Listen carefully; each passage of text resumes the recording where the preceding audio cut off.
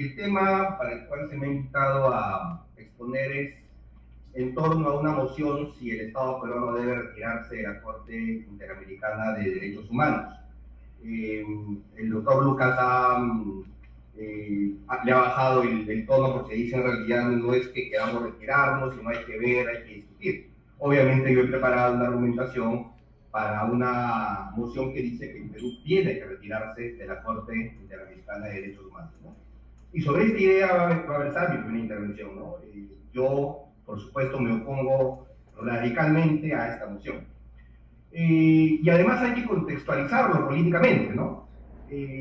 Precisamente este tema se levanta en el Perú en un contexto en el cual hace muy pocas semanas la Comisión Interamericana de Derechos Humanos, que forma parte del Sistema Interamericano de Derechos Humanos junto con la Corte, ¿no?, ha emitido, como sabemos, un informe sobre la situación de los derechos humanos en el Perú en el contexto de las protestas sociales, ¿no?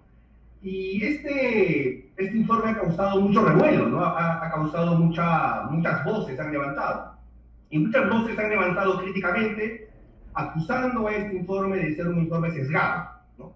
Sesgado, parcializado, ideológico, caviar, progre, ¿no? Y que por lo tanto no es objetivo y que por lo tanto generando un contexto y en ese contexto solicitar una vez más, como diversos congresistas muy conservadores, digamos, en el Perú, como Montoya y otros, precisamente han lanzado la idea de que el Perú tiene que retirarse de la Corte Interamericana de Derechos Humanos, ¿no? Y es pertinente hablar y conocer el sistema, ¿no? Porque no solamente existe la Corte, existe una primera instancia que se llama la Comisión Interamericana de Derechos Humanos y es importante conocer cuál es el rol que le toca a cada uno, ¿no? Muy probablemente la Corte Interamericana de Derechos Humanos en muchos de los casos condena a los estados frente a violaciones de derechos contra los ciudadanos, frente a violaciones de sus libertades, que un liberal debería, se supone, defender, ¿no? Pues condena a los estados, pero los casos que llegan a la Corte es porque ya pasaron un primer gran filtro que se llama la comisión. La comisión no acusa en cualquier caso.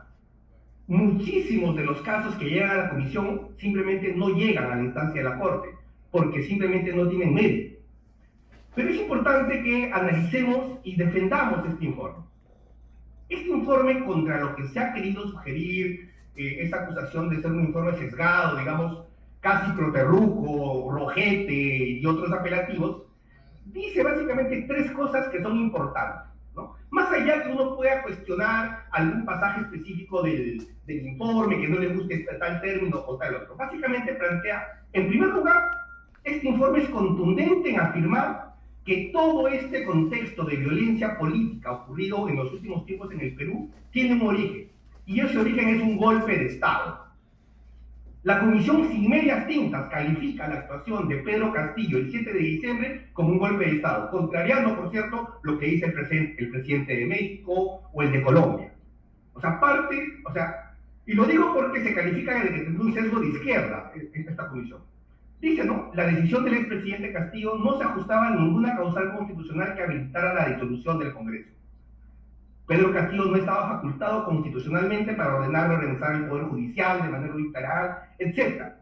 Y además recuerda a la Comisión que en su momento la propia Comisión saludó la rápida actuación de las distintas instituciones del Estado para restablecer el orden institucional, incluyendo la decisión del Congreso de la República de vacar a Pedro Castillo, que por cierto algunos sectores han cuestionado esta decisión del Congreso diciendo que no se consiguieron los votos.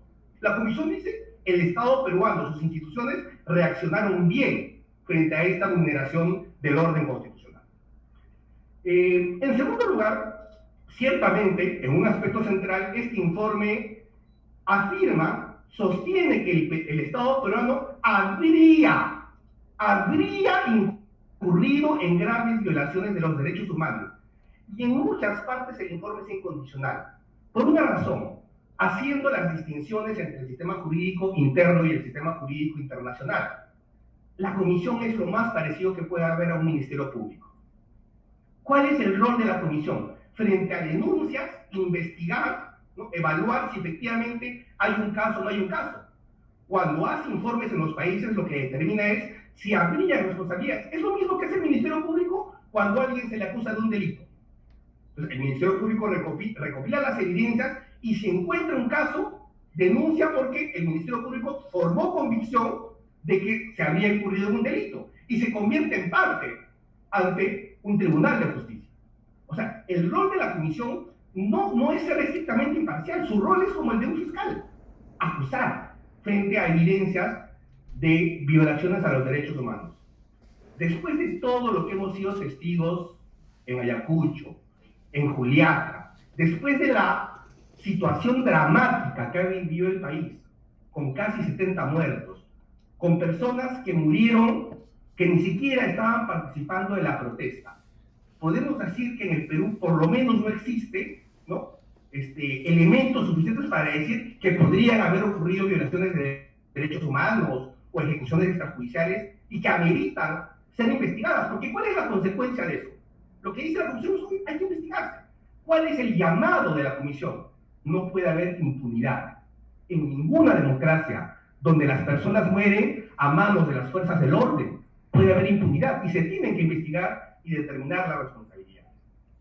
Otra cosa importante que dice el informe de la comisión, tan sesgado que es, se supone, es que habla sobre el derecho a la protesta. ¿Y qué dice en el apartado 85? Para empezar, sí recoge los argumentos del Estado peruano de que en muchos casos, en el contexto de protesta, hubo bloqueos, desmanes, ataques sincronizados, aeropuertos, a sedes, instituciones, empresas públicas, privadas, etc. Eso no lo niega en ningún momento la comisión. Y la comisión es enfática en señalar que los actos de violencia no están protegidos por el derecho a la protesta y que los estados pueden restringir la participación en manifestaciones públicas a las personas violentas o que porten armas. Pero por supuesto, y esto ya es un resumen mío, el hecho de que personas en el marco de una protesta cometan delitos no autoriza al Estado a asesinar a esos delincuentes, lo autoriza a procesarlos. Entonces, estamos en una situación en la cual la actuación de la Comisión, ciertamente, eventualmente, esos casos podrían llegar a la Comisión Interamericana de Derechos Humanos. Ahora bien, ¿por qué es importante una Corte Interamericana, ¿no? ¿Y por qué debería ser importante para un liberal? John Locke no es propiamente un liberal, pero es casi un precursor del liberalismo. Decía que habían tres derechos fundamentales, tres derechos naturales previos a la existencia del Estado: la libertad, la vida y la propiedad. John Stuart Mill, yo creo que nadie va a negar que John Stuart Mill es un liberal y además no es de los franceses, ¿no?, que están un poquito más estatistas, ¿no? John Stuart Mill es de los liberales que tiene una natural desconfianza respecto del Estado y del gobierno. Pero él es enfático en señalar que hay algún conjunto de libertades que tienen que ser protegidas por el Estado. Y efectivamente, desde una perspectiva liberal, ¿por qué la desconfianza a un Estado? Porque el Estado podría acumular poder y afectar los derechos y las libertades de los ciudadanos. ¿Para qué precisamente existen las convenciones de derechos humanos? ¿No es acaso para proteger a los ciudadanos, a los individuos, frente a los eventuales abusos que cometan los estados, que tienen el monopolio del poder? Para eso está la Convención Interamericana de Derechos Humanos, para eso está la Declaración Universal de los Derechos Humanos. Pero ciertamente estos tratados internacionales de derechos humanos, estas convenciones, quedarían en saco roto si no tuvieran un sistema de protección. ¿Por qué es importante que algo se le califique como un derecho humano? Porque si se considera un derecho humano protegido por una convención, y eso es lo que hace la Comisión Interamericana de Derechos Humanos, no es verdad de que la Corte Interamericana pueda pronunciarse respecto de cualquier cosa. El primer test que se hace es si alguno de los derechos sobre los que se denuncia está contenido en la Convención Americana de Derechos Humanos. Ese test se realiza, no es verdad que lo que sea visto por el Sistema Interamericano de Derechos Humanos. Ciertamente todo puede ser perfectible, no hay ningún órgano infalible, pero de ahí a plantear un retiro de la Corte, porque si hay que decirlo, quienes lo proponen son las satrapías, son los autoritarios, los que no quieren un control porque están acostumbrados a violar la libertad.